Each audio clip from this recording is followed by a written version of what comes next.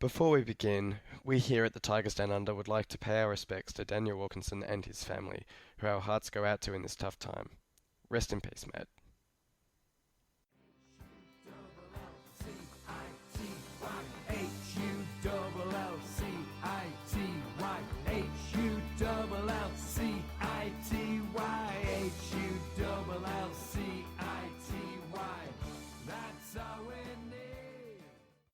Hello and welcome to another episode of the Tigers Down Under. We've had a pretty eventful week and we'll run through our last-gasp draw with Burnley, as well as some takeover news, the latest on Phelan's managerial position and Curtis Davies' top form, before we look ahead to the game against Arsenal next weekend. But I've got with me Logan.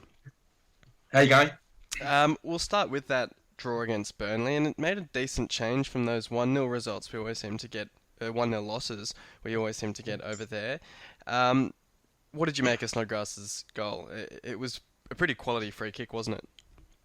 Oh, it was straight out of the top drawer, and certainly a welcome addition. It sort of had that feeling where we see it all too often, where we'll find ourselves in those games, and it's usually us on the receiving end of a last minute winner. So it was very nice to see that one go in. It was class. Yeah, and thinking about it as well, it was Huddleston who won the free kick, and usually he's the one that's giving away the free kicks, isn't he? Yeah, very, very ironic indeed, but very welcome change. We seem to have the better of the chances throughout the match. I mean, Myler skimmed the post with a shot in the first half. Fernandez had a pretty half-decent chance as well in the first half, but the one that comes to mind is obviously Diamande's miss from right in front. What did you make of that one and his overall game? Oh, look, the Diamande miss is one of those ones. It hurt at the time, and I think we can certainly look back and rue that is probably the major turning point. Certainly. I think Mike Phelan alluded to that in his press conference as well. His game overall I wasn't too unhappy with, but yeah, that chance is definitely the one that will be the talking point. And then just in terms of their goal from Defoe, it was a pretty cracking goal, swerving away from the keeper as it went in. Some people were a bit critical of Yak for that goal. Just from your point of view, was there any City player at fault for that goal, or was it one of those ones where the player was just too good? I think it was. I think looking back on it, I've watched it a few times. It's a quality goal, and I think it was the kind of the touch on halfway when he received the ball. It almost caught us off guard, and it was somewhat against the run of play. He just had too much space, and the finish was world class. I'm not too sure that you could have blamed Yak too much. I know any keeper getting beaten from that kind of range is always going to be disappointed, but it was an absolute wonder strike. And then, what were your first impressions of Mason and Keane, who were our first two of our deadline day signings that we saw off the bench? The feed that I had was very flicky, and it seemed that every single time one of them would touch the ball, my feed would drop out and pause. So I can't really say that I had the best kind of opportunity to watch them, but I thought Mason worked really hard, and I was really impressed just to see him in a City jersey. Kane probably didn't do too much to inspire me, but again, I by no means was he disappointing. It was also an interesting stat I saw on the weekend, which was that apparently we had the most completed passes of any side in the league, which is a pretty impressive stat when you consider sides like Arsenal, Liverpool, City, Man City I should say, who all seem to like to pass the ball around a fair bit. I mean, you could understand Man City not having that many completed passes against a tough side in United, but Arsenal, for instance, up against Southampton or Liverpool against Leicester, you would think would be putting a fair few passes together. So, all in all, a pretty impressive stat for us, and definitely revealing about the way Phelan wants us to play. Yeah, and certainly I think the most positive aspect of that is that's away from home. To be able to go to a ground like Turf Moor and show that we are pretty content to knock the ball around and have a go was really impressive, and certainly a statistic that we probably wouldn't have seen under Bruce.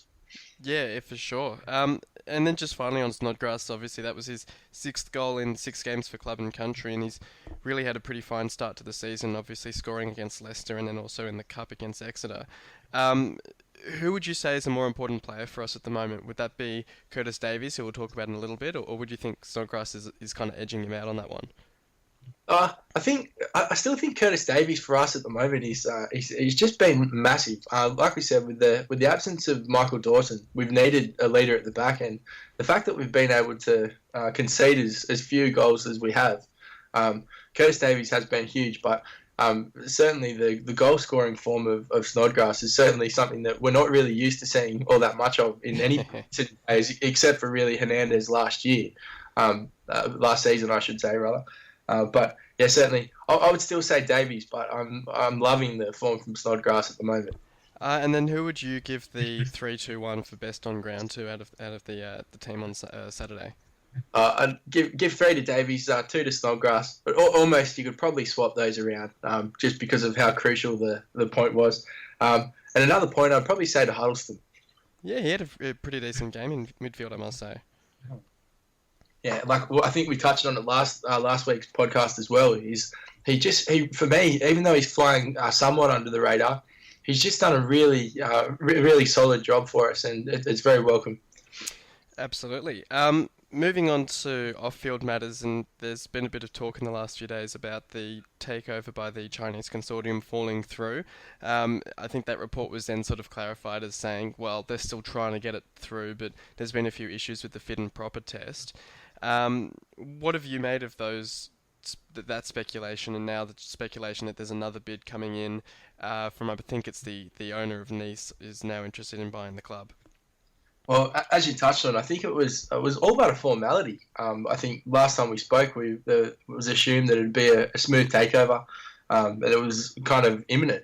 To find out that it had fallen through at first was one of those things that brought a large degree of concern. But depending on what you read, as you said before, there's still mixed reports that it's still possible that the takeover might still take place with the same consortium. And then to hear that there's other interested parties, you can only really give credit to the players at the moment for the fact that it almost seems like they're raising the profile of the club as far as we're a little bit more marketable than what we probably initially seemed. Particularly as a kind of a yo-yo Premier League club, if you will. But it'll be interesting to see. To be honest, my opinion is still a little bit reserved because depending on what you read, we don't really have a clear picture as yet as to kind of who is the concrete interest and just how serious they are. So I think I'll reserve comment until the next few days when a little bit more news kind of gets shed on the issues. And then just one final one then, before we move on to another topic. There was a photo taken at the under-23s game, might have been overnight or it might have been the other day, with Paul Duffin, I think, sitting in the stand with Ehab. What are your memories of him and his time at the club, if you have any, and your opinion of his involvement in that sort of takeover discussions? When I first started following City, the kind of background information and somewhat management of the club was never really of interest to me. So I can't really say that my memories of Duffin are too strong. So I know that it was somewhat colourful, and not just from Phil Brown's sweater. Yeah, exactly. So yeah, I think he probably comes off as probably has an element of danger to him. Some City fans might not be too happy to hear those links, but again, it's been a long time since he was enjoyed his reign under the club. So we'll just have to see. Yeah. Well, we'll move on to more positive news, and Mike Phelan was announced as the manager of the month in the Premier League for the month of August, and I think it's our first manager of the month since Phil Brown back in, it might have been September or October 2008 when we went on that stellar run to start the season with those wins over Spurs and Arsenal and a couple of other sides. In my opinion, and obviously in your opinion, I'd assume it's a pretty well-deserved award, but what did you make of him winning that award, especially given the competition he was facing? I wasn't sure that caretaker managers were allowed to win the award. So must be the first in a fair while. It would have to be, and particularly when, on paper, the team that he was carrying into the first month of the Premier League is an incredible achievement. And just to hear the way the players, particularly Curtis Davies, has spoken of his time in charge and how the players are behind him, obviously we touched on the kind of new brand of football that we're starting to see glimpses of, and the way Phelan likes to play.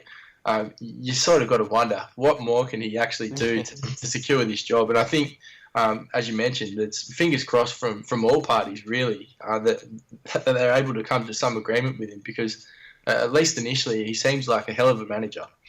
Yeah, I think his management team put out a comment last week that there was still a bit of distance between the Allams and Phelan in terms of getting a deal done for him to be the permanent manager. Phelan's sort of suggested that he hopes it'll get done this week. It's almost as much of a saga as the takeover saga, in the sense that we're all kind of sitting here waiting for it to actually happen, and it just seems to keep dragging on week after week.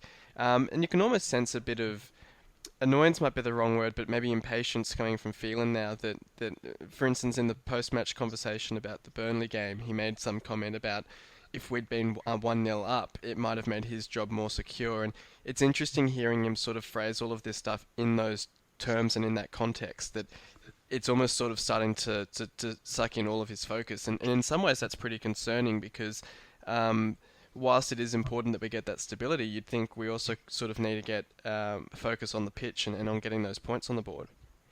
Oh, certainly. But in saying that, it wouldn't be reflective of the Allams to do anything there anyway. So the fact that the Phelan contract talks seem to have dragged on as much as they have, it doesn't really surprise me by any stretch. One thing that doesn't surprise us either is Curtis Davies' form to start the season.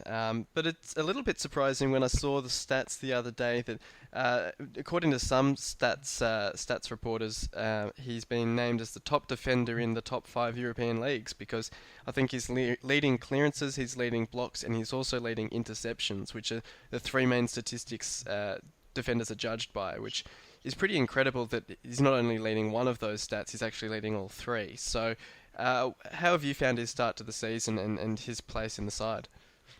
Oh, look, there's a lot of players that we talk about that have never played for their country, and I know that Steve Bruce's was one of the ones that was highlighted the most. One of the greatest centre halves to have never actually donned the England jersey. But I struggle to wonder what Curtis Davies has to do to find his spot in the team. It has been immense for us. And as I said before, he just really seems to kind of relish that responsibility.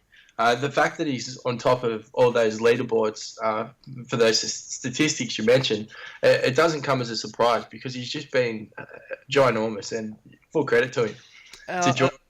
Yeah, and I mean, skeptics would kind of say, oh yes, but Hull's sitting behind the ball, so that there's going to be more chances for him to block shots and etc. But as we've just touched on, the fact is that we've actually completed the most passes of any side in the league on the weekend. We were playing away to Burnley, and yet he's still leading these sorts of statistics, which suggests that we're not necessarily facing so many shots that he statistically is going to lead those stats in and of itself. But you also just have to look at the fact that Livermore, as tremendous as he's been at centre-back, is nowhere near Davies in any of those stats. And you would think if it was just a case of us sitting behind the ball and facing that many shots, that Livermore would be up there as well. So it's certainly a credit to Davies that can't be detracted in that sort of criticism.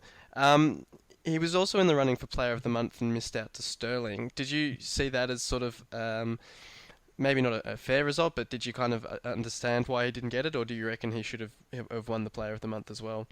Oh, look, we're always going to be very very biased here. But any Hull City player that makes any running for any Premier League accolade in awards of the month, you can't go unnoticed. And you always kind of got the feeling he was going to get tipped by one of those bigger names, so to speak. But a lot of those awards, it almost feels like they're almost due to go to somebody because of their name. And Curtis Davies, unfortunately, doesn't carry the same international tag as what the Sterlings and Hazards do. And I didn't really expect him to win it. I was hopeful and thought that he certainly was in with a very good shout and deserved to win it. But it didn't come as a surprise when he missed out. He did manage to take out our Player of the Month, so it at least reflected the fact that people seem to think he was the most valuable player to our side, perhaps just ahead of guys like Snodgrass and Yak, who've also had tremendous starts to the season. But we'll look ahead now to the Arsenal game. and we've never managed to beat Arsenal at the KCOM in, I think, 4 meetings with them there. How do you see us lining up for that one? Again, it's a bit of a lucky dip in the sense that we're still probably not. It's going to take certainly a few weeks before we start to get a better picture of what Phelan or whoever takes over it kind of seizes their ultimate starting 11.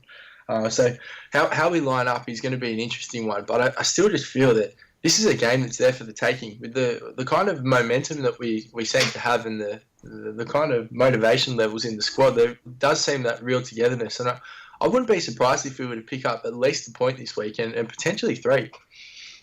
Yeah, it's a pretty valuable. Well, valuable's maybe the wrong word, but it's a good time to play to face Arsenal at the moment because they've struggled to beat Southampton at home with a pretty last-minute penalty getting them over the line there. They had a draw with Leicester, and they obviously have also struggled in a couple of their other games, losing to Liverpool, for instance. Do you see that sort of thing as a good time to play them, or do you sort of view it as this is a game that Arsenal might see as an opportunity to get back into form? Arsenal will certainly be coming to the KCOM with their kind of spirits up, knowing that it's probably a game that they feel they should win.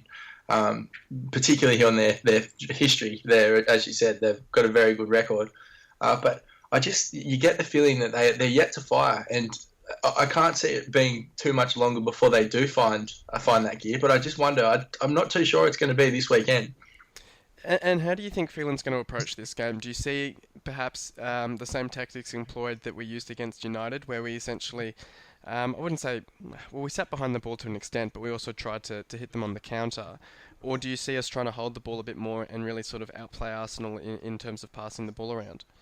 It's going to be very interesting to see. I think Phelan will probably adopt a more United-like approach in the same way that would almost led to a fair bit of success there. But again, there's patches where even when he does play that style, we do look very dangerous on the counter, and we do seem to have this balance about us that is kind of impressive. That you've always got confidence that even if we are scored against, that we're always in the hunt for a goal. Whereas I just didn't have that same feeling under Bruce, even at championship level. It's incredible. I mean, I saw a stat that we've only come from behind to gain a point 8 times in the Premier League, and one of them obviously coming against Burnley. And I think we've only scored, before this season, we'd only scored 5 goals in the 90th minute or later, and we've already done that twice this season against Swansea and against Burnley. So there's some way that Phelan's got us playing, or else he's carried across the good luck from his Fergie time days at United. But he's really getting the side to push until the end and really keep up the fight until the end. And as you say, even against United, I mean, we were sat behind the ball, but when we got the ball, our passing out of defence and really transitioning into an attack was really quick and really rapid and put them on the back foot at times. And I think that's the way to get at Arsenal, because I feel like if we sit behind the ball too much, they're just going to pass the ball around and play it through us. Whereas if we can actually take the ball off them and kind of keep the ball off them, I mean, you only have to look at the second goal we scored at the Emirates back in 2015, I think it was, when Hernandez scored. We passed the ball around from kickoff, and they didn't touch the ball for about 30 seconds. And the first time they touched the ball was for them to pick it up out of their net. Yeah, a very memorable goal, that Hernandez goal. It's probably the first time I really Hernandez announced himself to us. Really, that was just a quality team goal too, and just to see that class finish from him, really kind of set himself and made us realise that we might have had a decent player. And I tell you what, I don't think he's scored a headed goal since then. Yeah, I was about to say that actually. He scored on debut against West Ham with his head, and then I think he scored at Arsenal, and I don't think he's done one with his head since. No, mostly it's from the 6-yard box. Yeah, exactly. In terms of the new signings then, and in terms of the 11, obviously it's hard to drop any of the starting players because of the form they've been in, and I think we actually it's the first time since 2010-11 when I think Newcastle went 4 games without a change to their starting 11 that a side has gone into the first 4 games of the season unchanged. But do you see someone like Mason perhaps taking a starting spot off a Myler, or a Maloney taking a spot off Diamande, for instance, or how do you see any changes?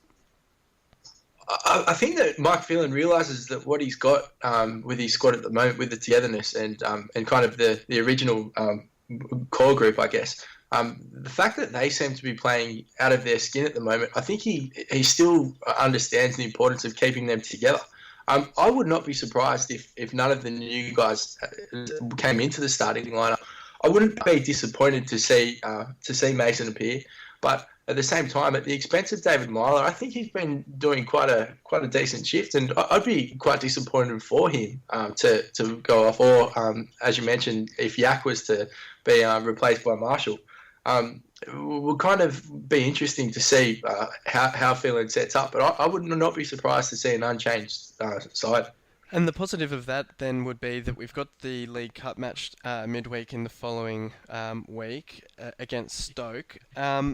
If we don't use the players against Arsenal in the starting 11, you'd expect them to come in for that one. And if you consider a starting 11 of someone like Marshall in goal, Maguire starting at centre-back, Mason, Henriksen in midfield, and Mbakani perhaps up top, it's quite a dangerous side to go up against Stoke, and you'd almost back us to get a result there. Oh, certainly. What a change a week can make. I think that the feeling, I guess, when we were crying out for players before the kind of the last 36 hours of the transfer deadline, having brought in these new additions, there just seems to be a kind of renewed energy around the place. And as you mentioned, we kind of realise that the depth that we now currently do have in the squad, that we can go to those cup ties and really put out a decent 11. And then obviously, just as a final point, we've heard the news that Dawson might be back for the Chelsea game. All of a sudden, we suddenly, as we're saying, we suddenly seem to have this depth, and it creates that dilemma. If Dawson's fit for that Chelsea game, and he's really fit, he's not being rushed back, do we drop Jake Livermore from centre-back? And that's the $1,000,000 question. It's really hard to kind of debunk him. I know that Michael Dawson obviously is very proven and is arguably our best defender, with the exception of how Curtis Davies has been playing. But you're right. There's no real need to rush him back, and I hope that as we haven't done in many times in the past, the medical staff have seemed to have rushed players back. I know you were quite critical last season, whether that be a Bruce factor or not. But yeah, we've kind of got this pleasant problem that there's no real need to kind of rush Michael Dawson back, which is something that we certainly wouldn't have been saying 3 weeks ago. Absolutely. We'll round it off then, and looking at those Arsenal and Stoke games, what would be your dream headline out of those two games? The Arsenal one, obviously, would any result of City winning their first match against Arsenal at the KCOM. I know that would be a very long headline. Anything along those lines would be totally acceptable. And again, I'd like to see maybe if Davies scores against Stoke to get us through the cup tie. I'd be quite happy with both of those. And what's your nightmare scenario out of the next 7 days? A Snodgrass injury. If Snodgrass was to dislocate his kneecap again, that would be the nightmare scenario. Yeah, I think dream scenario would definitely be. I'd like a last-gasp winner against Arsenal just to pay them back for a couple of games where they've done similar to us. Maybe a Snodgrass winner in those, and yeah, maybe a Davies or a Livermore goal against Stoke could be a good way to win that tie. And nightmare scenario, just I guess something to do with the ownership that really spills over into the team morale, something to do with Phelan perhaps not getting the job, something like that would, I think, be the worst case scenario. So hopefully we steer well clear of that. But thank you very much for coming on, Logan. Not a problem. And thank you everyone for listening in. We've got 2 games this week, so hopefully we can get up against Arsenal and then do Stoke in the Cup and move on a nice little cup run. So until next week, come on City! You've been listening to the official Hull City Australia podcast. For more discussion, join us on Facebook in the Hull City AFC Australian Supporters Group, or follow us on Twitter at Hull City AFC Oz. The music was created by Amber and Black.